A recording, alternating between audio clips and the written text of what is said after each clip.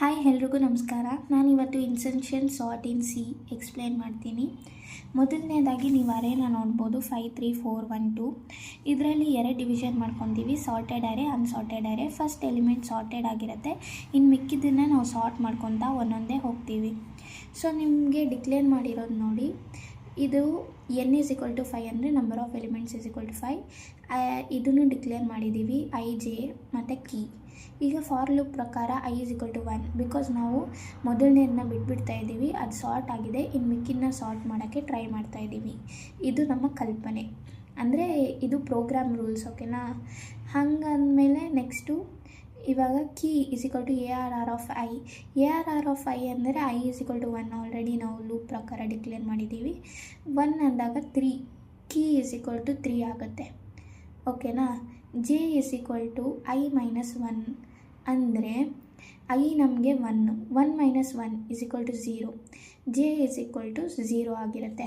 ಅದನ್ನೇ ಇಲ್ಲಿ ಬರ್ದಿದ್ದೀನಿ ನೋಡಿ, j = 1, j = 0 ಅಂದರೆ 1 - 1 0, i = 1, ಕೀ = 3. ಇದೆಲ್ಲ ಡಿಕ್ಲೇರ್ ಆಯ್ತಲ್ವಾ. ನೆಕ್ಸ್ಟು ಲೂಪ್ ಪ್ರಕಾರ = 0, ಇದು ಅಗ್ರಿ ಆಗಿರುತ್ತೆ.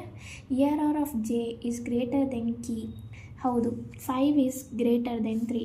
ARR of j ಅಂದರೆ ARR of 0, that is 5, key element ಬಂದು 3. So ARR of j + 1, j ಅಂದರೆ 0, 0 + 1 ಏನು 1. ARR of 1 ಏನು 5.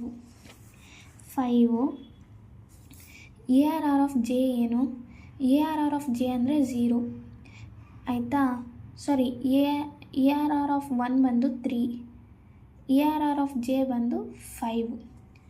ಸೊ 3ನ ನಾವು 5ಗೆ ಶಿಫ್ಟ್ ಮಾಡ್ತಾಯಿದ್ದೀವಿ, ಅಂದರೆ ಈ 3ನ ಕ್ರ್ಯಾಚ್ ಮಾಡಿ ನಾವು 5 ಅಂತ ಹಾಕ್ಕೊತಾ ಇದ್ದೀವಿ, ಓಕೆನಾ. ಮತ್ತು j ಮೈನಸ್ ಅಂದರೆ ಜೇನ ಡಿಕ್ರಿಮೆಂಟ್ ಮಾಡ್ತಾಯಿದ್ದೀವಿ.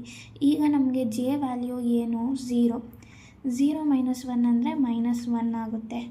ಸೊ ನೆಕ್ಸ್ಟು ಬಂದು ARR of j + 1 = key. ARR of j + 1 ಅಂದರೆ ಏನು, j ವ್ಯಾಲ್ಯೂ ಬಂದು ಇವಾಗ -1 + 1 ಅಂದರೆ j ವ್ಯಾಲ್ಯೂ 0, ಅಂದರೆ j + 1 = ಕೀ. ಅಂದರೆ ARR of 0 = ಕೀ ಅಂತ ಹಾಕ್ಕೊಂಡಿದ್ದೀವಿ. ARR of 0 ಏನು, ARR of 0 is 5 = 3 ಅಂತ ಹಾಕ್ಕೊತೀವಿ. ಇದನ್ನು ಕ್ರ್ಯಾಚ್ ಮಾಡಿಕೊಂಡು 3 ಹೀಗೆ ಸಾರ್ಟ್ ಮಾಡ್ಕೊತಾ ಹೋಗ್ತೀವಿ ಅಷ್ಟೇ.